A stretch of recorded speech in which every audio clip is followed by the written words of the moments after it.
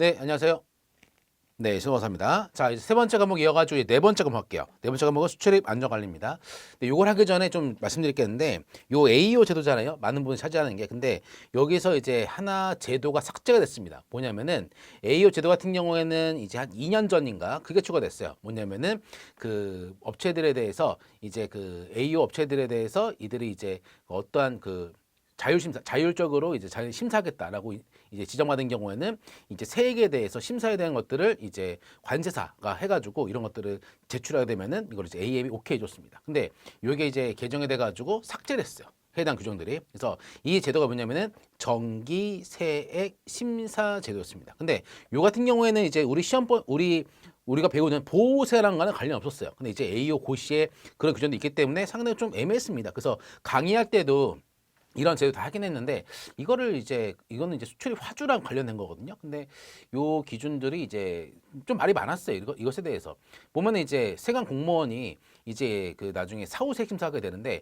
수출하는 자 수입하는 자들이 수입할 때 관세 그 다음에 수출할 때 관세 완급 그런 것들을 이제 적정하게 했는지 안 했는지 나중에 이제 세관에 있는 심사팀에서 심사를 하게 되는데 이런 것들을 이제 AO 인증 갖고 있는 수출 또는 수입 업체들이 자율적으로 하게 했습니다.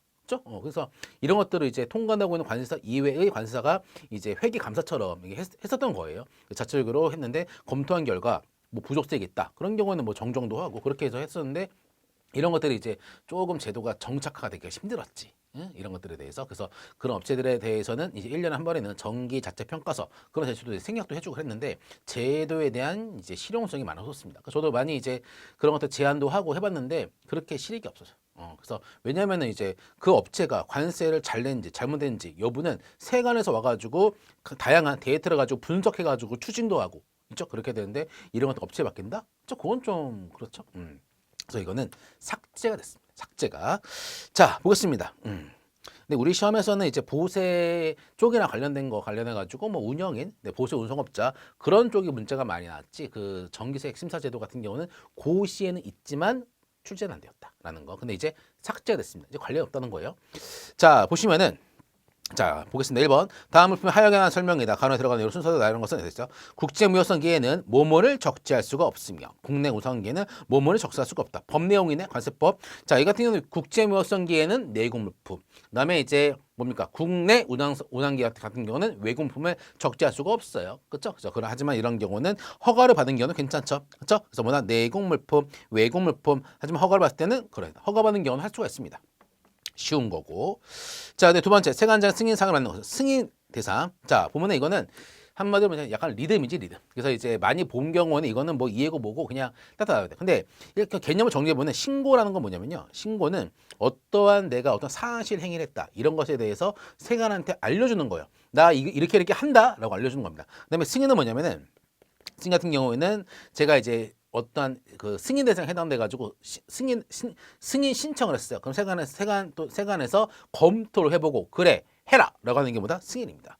허가 같은 경우에는 일정한 사항들을 이제 세관에서 금지를 시켜놨습니다. 자, 이거는 하면 안 돼라고 했습니다. 근데 이것에 대해서 특정한 경우에 세관에서 예외적으로 오케이 해주는 게 뭐다 허가다. 그렇죠? 그다음에 특허가 있어.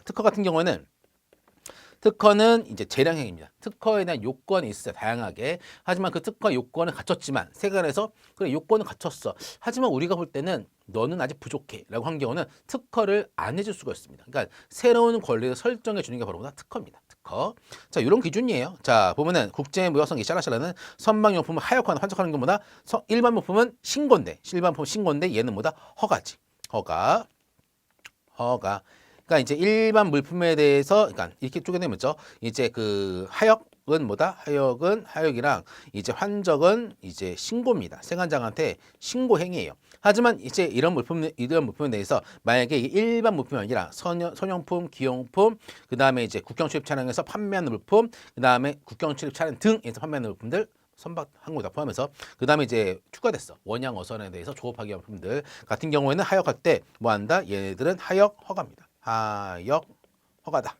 자, 그래서 이제 허가고 국제무역성이 국제항의 바깥에서 뭐다? 항외 하역 허가다. 허가 하는 경우는 허가. 자, 그다음에 국제무역성계는 국제항을 출입하는 경우는 뭐 한다? 출항이죠. 출항은 허가. 출항은 허가죠. 입항은 보고.